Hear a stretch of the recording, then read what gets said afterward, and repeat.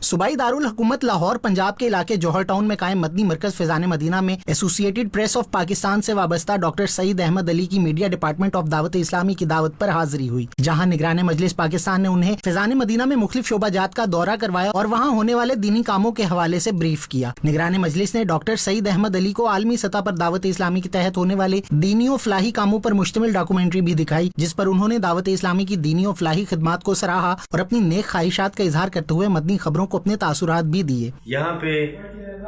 मैंने सबसे बड़ी बात जो देखी वो जामिया के अंदर तालीम हासिल करने वाले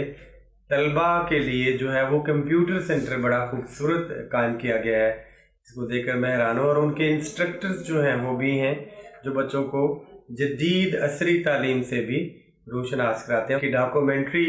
मुझे यहाँ दिखाएगी जिसके अंदर इतनी मालूमात थी, ख़ास तौर पर जो शजरकारी में इनका किरदार है वो